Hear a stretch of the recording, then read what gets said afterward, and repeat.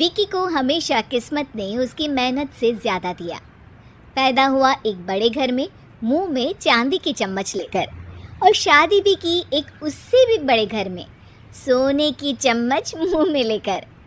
उसे मेहनत करने का शौक़ नहीं था, एक शौक़ था, वो भी घटिया शायरी करने का।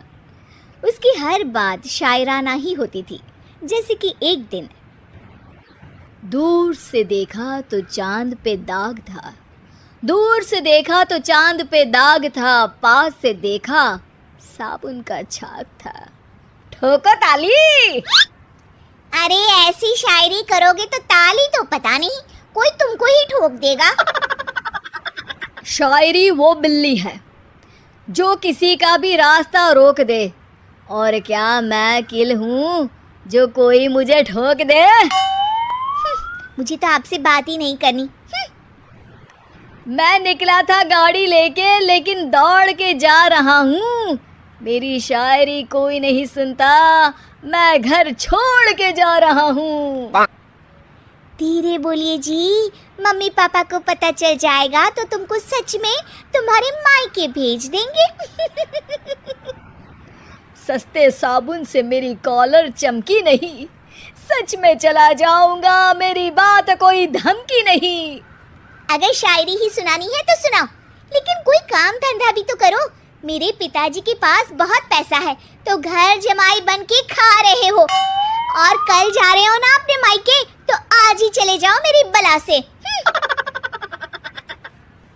हमें तो अपनों ने लूटा, गैरों में कहाँ दम था हमें। अरे चुप हो जाओ, तुमको मिर्जा गालिब की कसम। अरे जाना है तो जाओ, लेकिन पहले मेरे मम्मी पापा से मिलकर जाओ, वरना वो क्या सोचेंगे। लेकिन विकी अकेले ही अपनी कार लेकर अपने मायके यानी कि अपने खुद के घर पहुंच जाता है। अरे बेटा, तू अचानक, बहू कैसी है? अरे माँ, बहू तो बिल्कुल बदल गई है, मुर्गी हाथ से निकल गई है। अरे क्या हुआ बेटा? उसकी आती नहीं है, मेरी जाती नहीं है, मैं करता हूँ शायरी, उसे भाती नहीं है। मेरे पास उसका फोन आया था बेटा, सही कह रही है वो, तुमको काम करना चाहिए तभी तो इज्जत मिलेगी। घर जमाई बन के सास ससुर के पैसों पर कब तक ऐश उड़ाते रहोगे? मेरी जिंदगी में हर तरफ से उंगली हो रही है, फोन पर मेरी चुगली हो रही है। अरे चुगली नहीं कर रही थी बहू, वो तेरा भला चाहती है बेटा। सूखे हुए कपड़े को भी गीला कह रहे हैं लोग, चुगली करने को मेरा भला कह रहे हैं लोग। ठोको ताली। ये सुन के माँ अपने हाथ से अपना सर पीट लेती है। अरे माँ, ताली की जगह माथा क्यों ठोक रही हो? बेटा तू ना आराम कर, तेरे पिताजी भी आने वाले हैं, खाना लगा देती हूँ। विकी अपने घर भी दिन भर टीवी देखता है, तरह तरह का खाना खाता है, दोपहर तक सोता है, चाय पीता है, वीडियो गेम खेलता है, बस काम करने नहीं जाता। घर में नौकर चाकर है तो बिस्तर से हिलने तक की ज़रूरत नहीं पड़ती। कई बार तो विकी अपने नौकरों को बिठाकर शायरी सुनाता रहता। कब जाओगे बेटा? अरे कैसी बात कर रहे हैं डैडी, क्या आप मेरे फादर नहीं? आप मुझे भगाना चाहते हैं क्या? ये मेरा घर नहीं।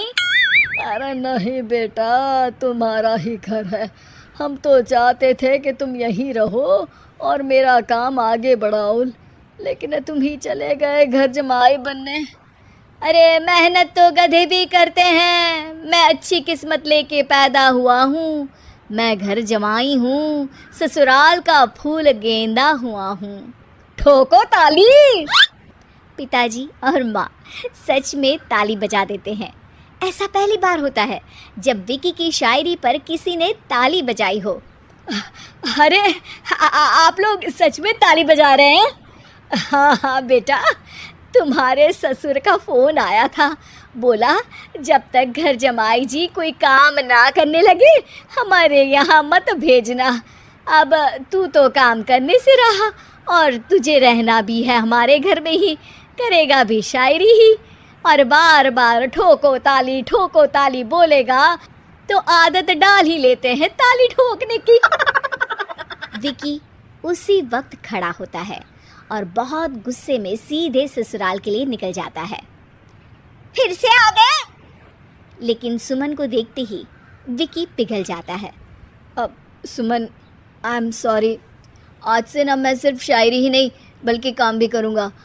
तुम अपने ऑफिस में बात कर लेना, कोई भी मेहनत का काम कर लूँगा। मैं घर जमाई बन के रहूँगा लेकिन काम करूँगा और इज्जत से रहूँगा। मतलब सिर्फ तुम नहीं आए हो, तुम्हारे साथ तुम्हें अकल भी आ गई है। मैं अपने कारखाने का मैनेजर बनाता हूँ तुमको, कल से मेरे साथ चलना वहाँ। थैंक यू ससुर जी। थैंक यू से काम नहीं चलेगा, एक शायरी सुनानी पड़ेगी। है ज़रूर। ससुर के पास पैसा होते भी मेहनत जिसको भाई है, वही सच्चा दामाद है, वही अच्छा घर जमाई है। ठोको ताली। सब विकी की शायरी पर ताली ठोक देते हैं। शिक्षा, जब किस्मत आपको बहुत सारा दे दे तो उसकी कद्र करनी चाहिए और मेहनत करना कभी नहीं भूलना चाहिए।